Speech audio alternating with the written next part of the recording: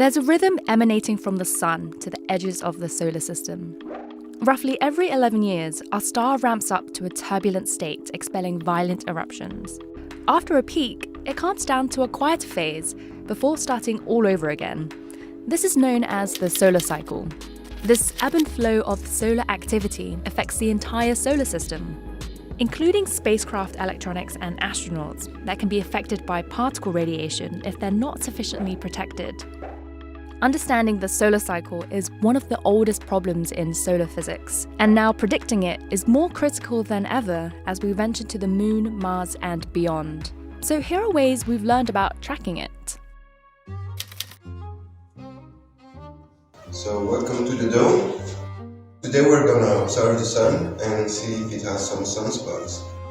Every morning when the skies are clear, Olivier looks through this telescope in search of sunspots. These are dark blotches on the sun that are the main source of solar eruptions. They appear and disappear on the sun's surface.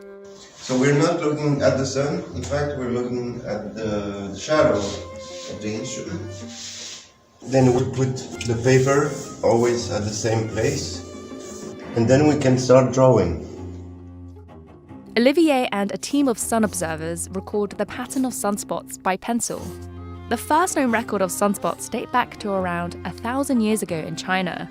After the invention of the telescope in the 17th century, routine observations were made. Today, sunspot drawers still use the same technique. While we've created satellites that can see the sun in much more detail in recent decades, drawing by hand keeps the centuries-long record consistent. The sunspot number record goes back farther than any other instrument, allowing scientists to analyze the sun's behavior over many solar cycles. Sunspot numbers are collected from observatories around the world and are averaged. During every 11-year cycle, the number of sunspots rise from zero to a peak and then go back down to zero again. Scientists use these numbers to determine when a new solar cycle begins and how active a cycle is. Solar maximum, the period of highest activity, can vary wildly from cycle to cycle.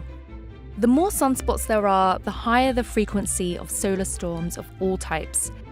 Some that create aurora, and some that can affect power grids on Earth. But sunspot number isn't the only indicator we see. These numbers are often combined with other signs.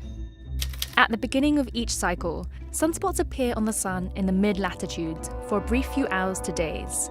At solar minimum, there are often days without any spots at all.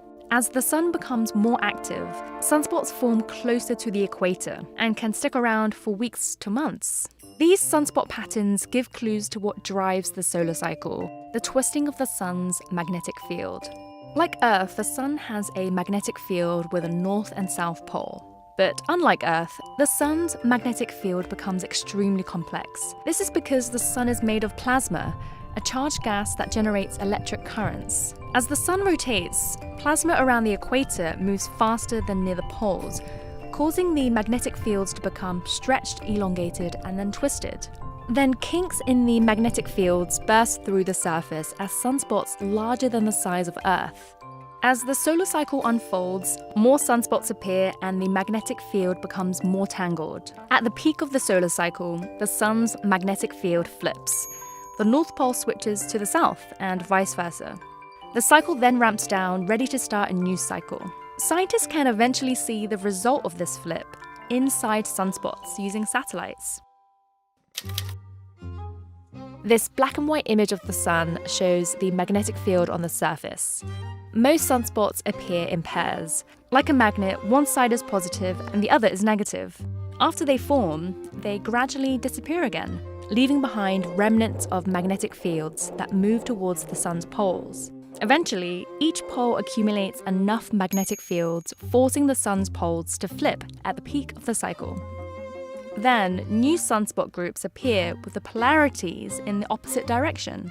Scientists look for a consistent string of these new sunspots in order to declare the next solar cycle. But the transition between cycles is slow and messy. Cycles often overlap, creating freckles of old and new sunspots on the sun at the same time.